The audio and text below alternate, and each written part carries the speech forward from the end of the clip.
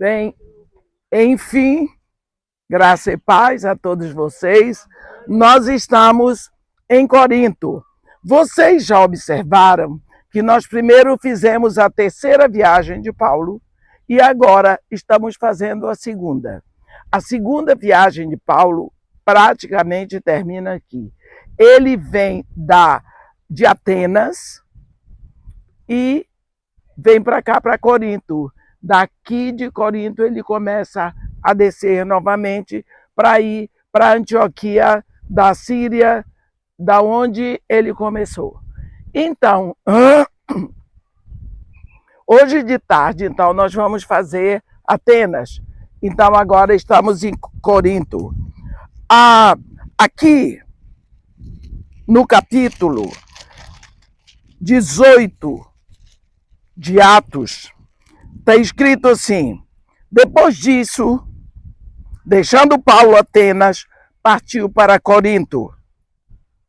Lá encontrou certo judeu chamado Áquila, natural do Ponto, recentemente chegado da Itália, com Priscila, sua mulher, em vista de ter Cláudio decretado que todos os judeus se retirassem de Roma. Paulo aproximou-se deles. Vamos ver o que mais nós tínhamos que ver sobre Corinto. A nossa guia já explicou, mas no tempo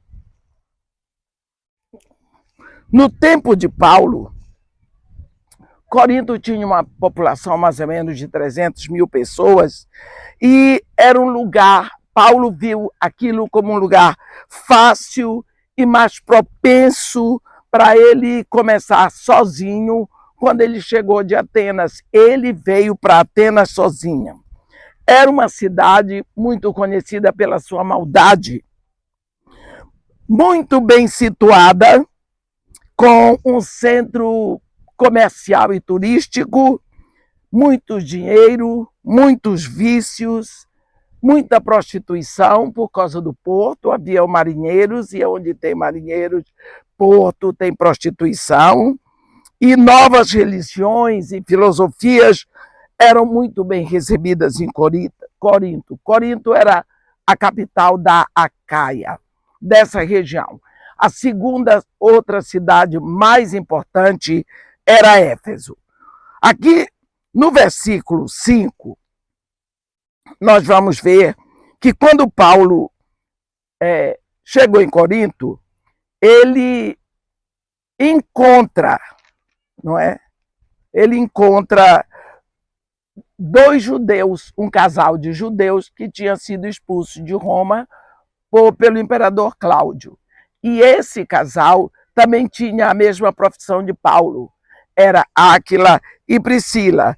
E aí Paulo se juntou a eles e começou a viver com eles e a trabalhar. E aos sábados ele dava o seu testemunho na sinagoga.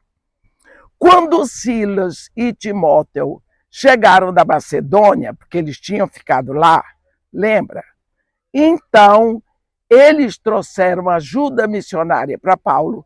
Então, Paulo não precisou mais ficar o tempo todo da semana fazendo tendas. Ele pôde dedicar todo o seu tempo para a pregação do Evangelho.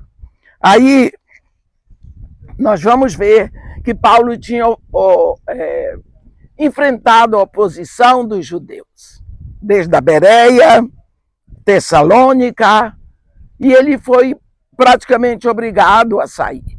Mas aqui em Corinto, a oposição dos judeus vai ajudar para que Paulo ficasse mais determinado a permanecer e trabalhar. Nós vamos ver que no versículo 6 de Atos 18, ele ficou, eu vou ler para vocês, versículo 6, opondo-se eles e blasfemando, sacudiu Paulo as vestes e disse-lhes aos judeus: sobre a vossa cabeça o vosso sangue, eu dele estou limpo e desde agora vou para os gentios.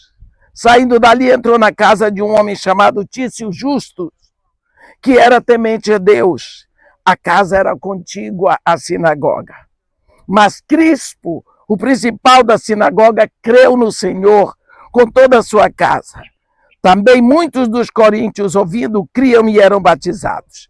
Então nós vemos aqui que essa oposição que veio só ajudou para que Paulo ficasse mais determinado. E ele aqui sacode as mãos, sacode a poeira e diz: eu estou livre do sangue de vocês. Eu não vou responder pelo sangue de vocês, porque eu preguei, eu entreguei, vocês rejeitaram. Isso é um ponto que eu gostaria de lembrar. Às vezes nós somos muito rápidos, pregamos e queremos que as pessoas se rendam. Eu, particularmente, eu acho que uma vez em cada 3 anos eu faço um apelo. Porque eu creio que o apelo é lá de dentro. O primeiro apelo no coração foi no dia de Pentecoste. Foi o povo que ouviu a palavra pregada pelo apóstolo Pedro. E o Pedro disse: agora, que faremos? Ele trouxe a solução. Então, às vezes nós temos pressa, nós precisamos pregar.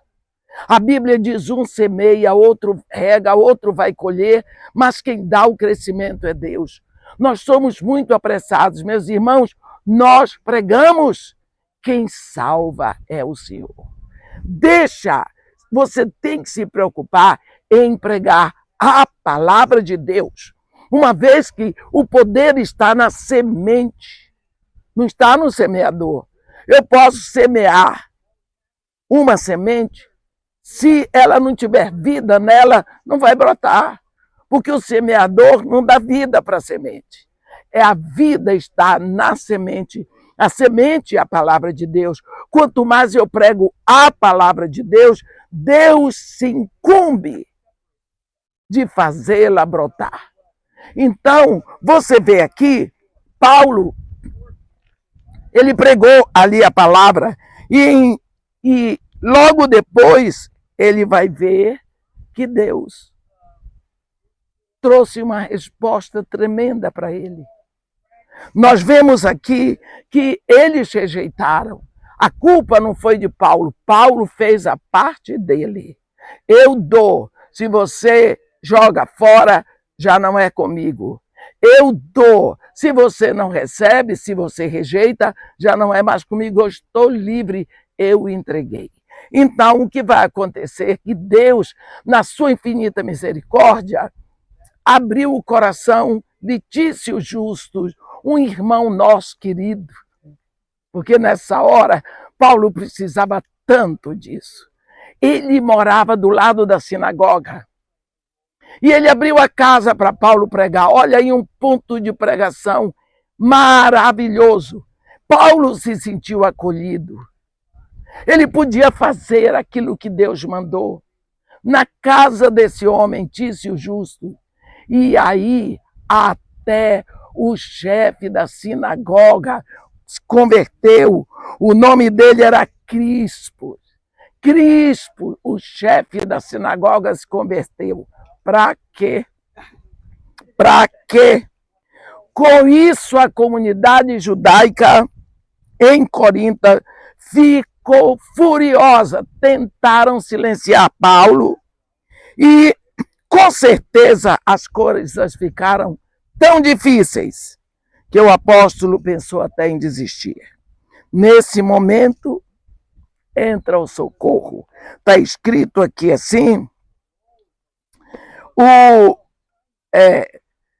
mas Crispo, o principal da sinagoga, creu no Senhor com toda a sua casa. Também muitos dos coríntios, ouvindo, criam e eram batizados. E aí à noite vem um consolo, vem uma visão. É tão bom ver que Paulo tem visões à noite, né? À noite foi assim, lá no mar, para ele vir para Troade, para entrar em Corinto. Agora ele vai ter uma visão. Teve Paulo durante a noite uma visão em que o Senhor lhe dizia: não temas, pelo contrário, fala, e não te cales, porquanto eu estou contigo, ninguém ousará te fazer mal, pois tenho muito povo nessa cidade. Ah, depois de um negócio desse, até eu, Paulinho. Olha só quem está com ele ali falando. Não temas, eu gosto desse negócio. Quantas vezes na Bíblia você vê a pessoa ali agonizando, sem saber o que fazer, com medo mesmo. E Deus chega dizendo, não temas. Você lembra que Jesus veio aqui para acalmar aquela tempestade que estava no coração de Paulo, naquela circunstância difícil? Deus fez assim com Abraão. Abraão estava lá, veio do Egito, e agora? E agora? E Deus aparece para ele e diz, Abraão, não temas, Abraão, eu sou o teu escudo. Não temas, Abraão, o teu galardão será sobremodo grande. Que mais poderás me dar se um filho tu não me deste?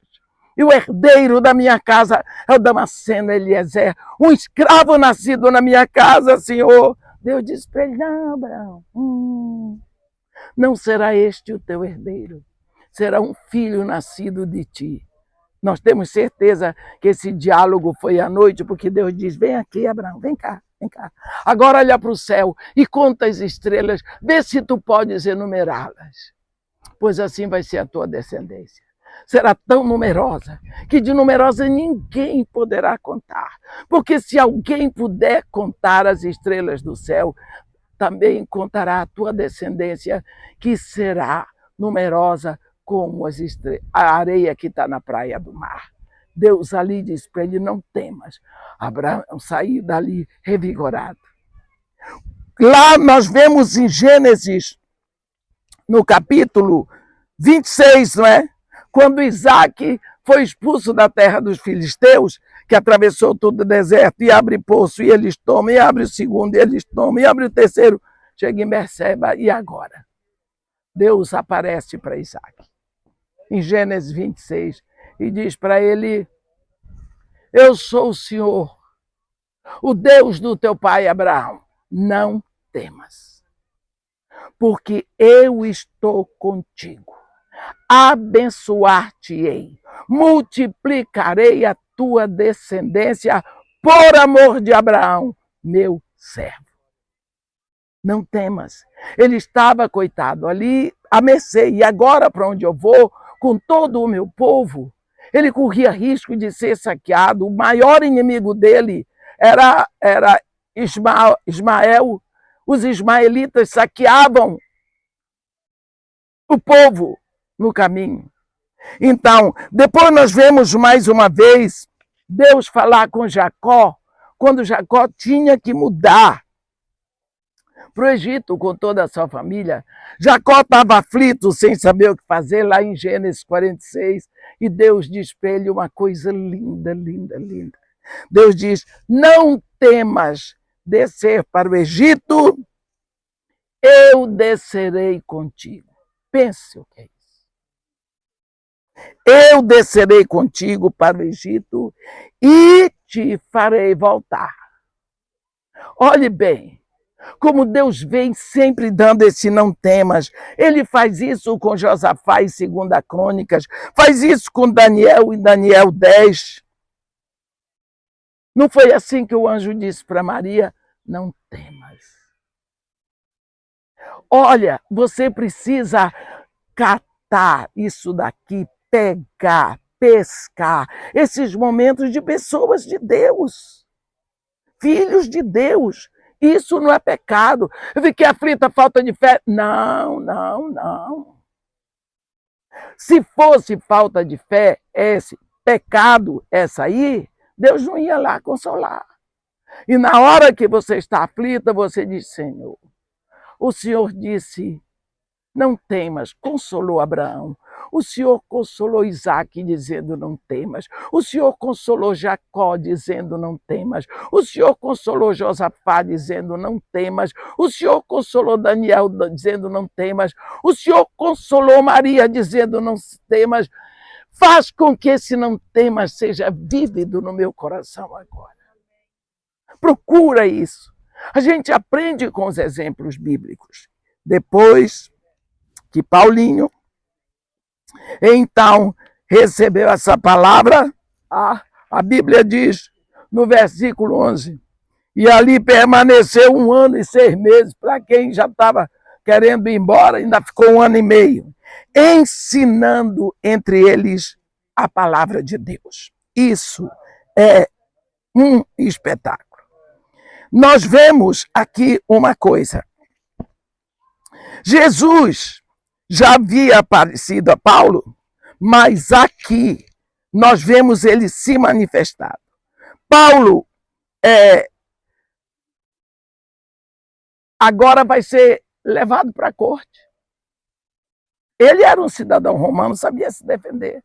Mas os judeus vão levar Paulo para a corte, porque não querem que ele fique em Corinto. Ele ficou lá pregando, mas os judeus não querem. E por isso, ontem o nosso guia nos ensinou que um procônsul fica 1 ano, não é? Então, enquanto aconteceu isso, e Paulo estava lá ensinando e fazendo o melhor que Deus tinha mandado ele fazer, não sei o nome do procônsul que estava lá, a Bíblia não diz.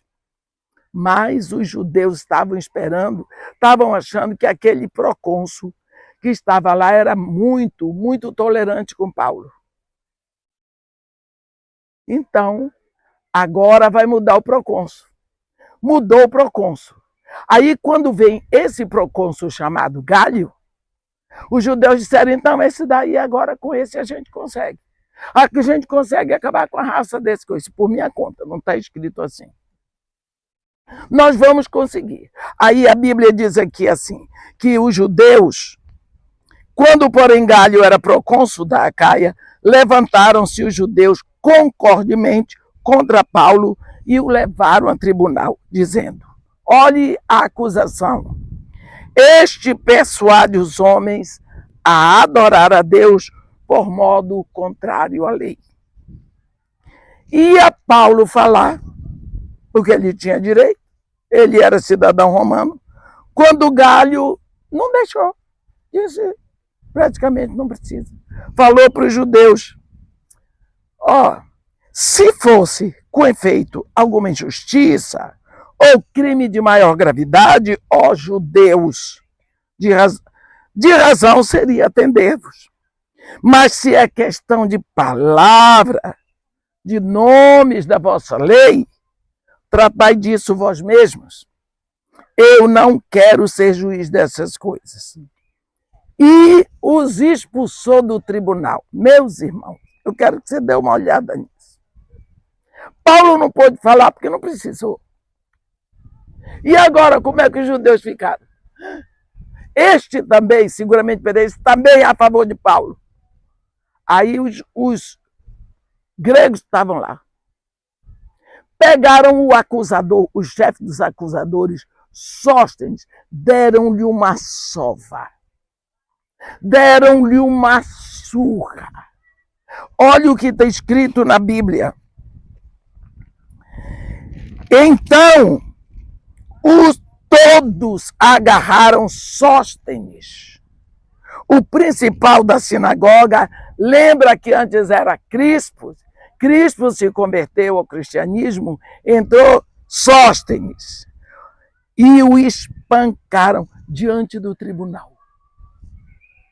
Gálio, o procônsul, todavia não se incomodava com essas coisas. Deixou bater.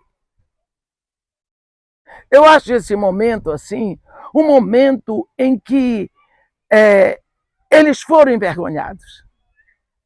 Esse povo que se levantou contra Paulo em Corinto foi envergonhado. Eu creio que foi Jesus Cristo que tomou a frente naquela situação.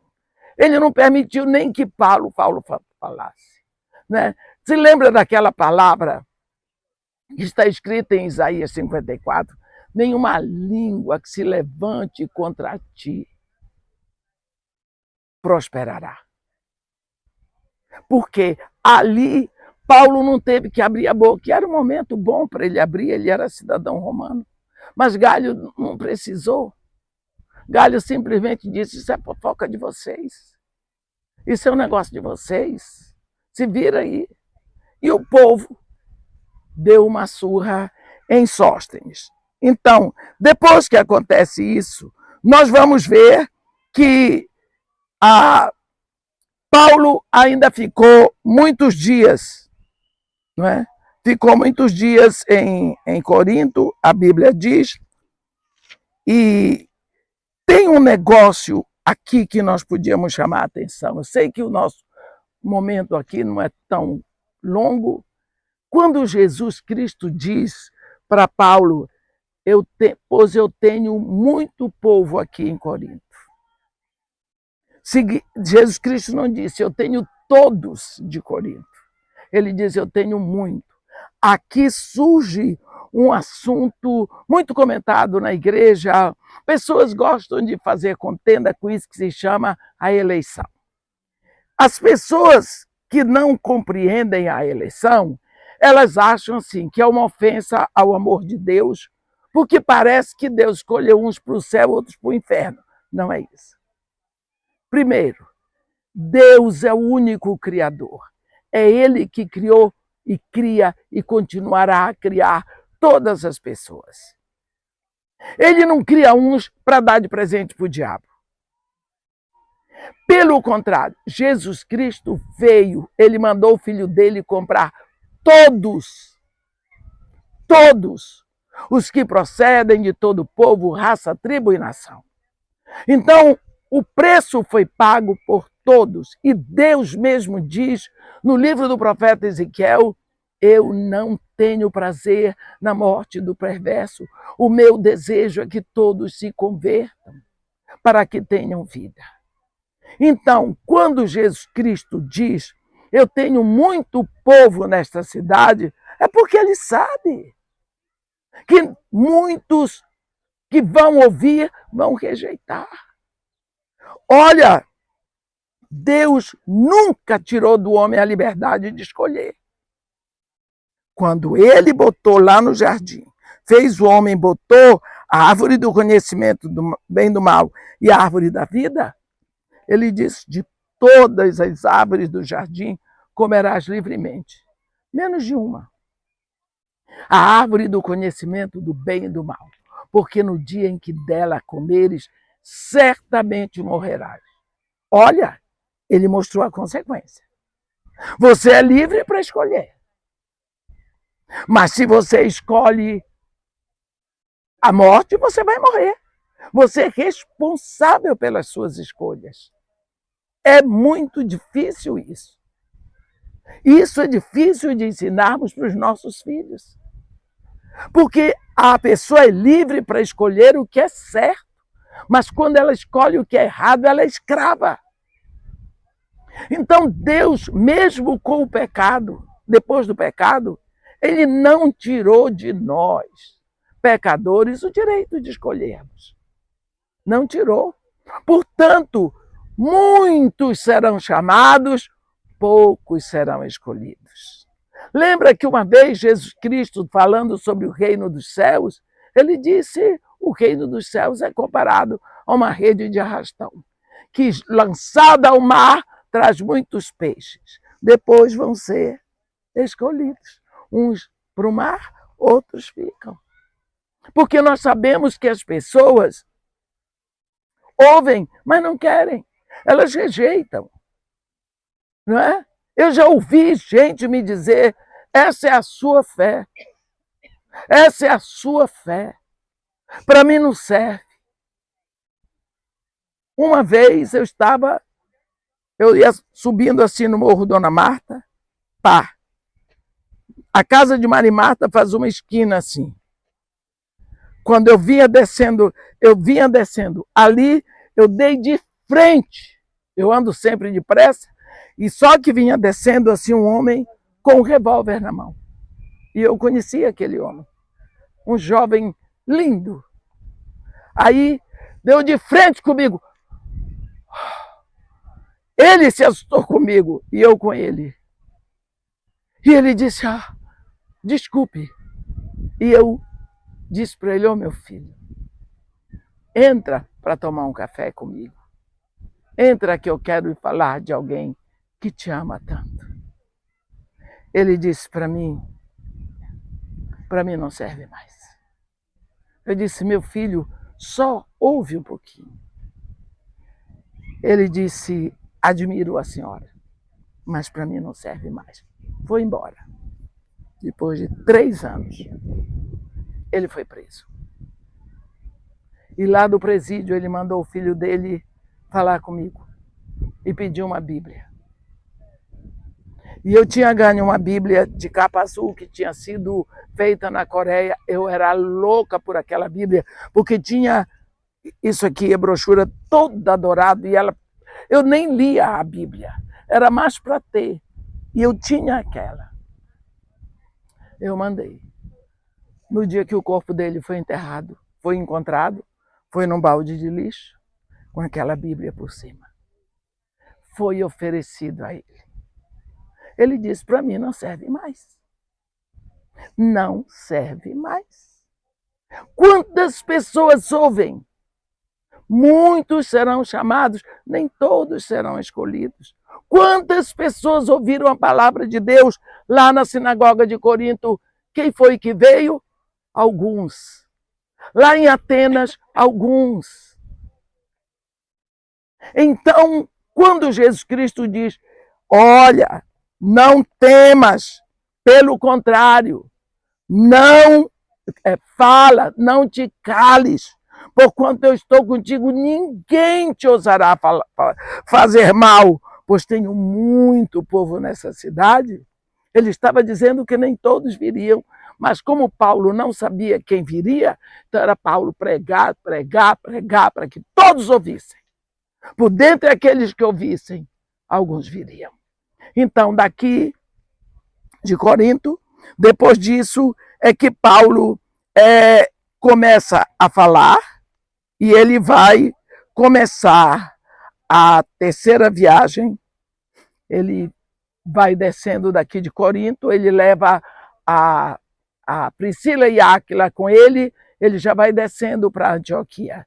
E daqui ele deixa Priscila e Áquila em Éfeso, não sabemos quanto tempo ele ficou em Éfeso. A Bíblia diz que lá rogaram que permanecesse mais algum tempo, mas não cedeu. E se despedindo, disse, se Deus quiser, voltarei para vós outros. E embarcando, partiu de Éfeso. Foi para Cesareia para desembarcar em Jerusalém. E assim termina a segunda viagem de Paulo. Quando ele vier, então ele já vem para a terceira que nós fizemos, mas ainda vamos falar em Atenas. Que Deus nos abençoe e nos guarde. Amém.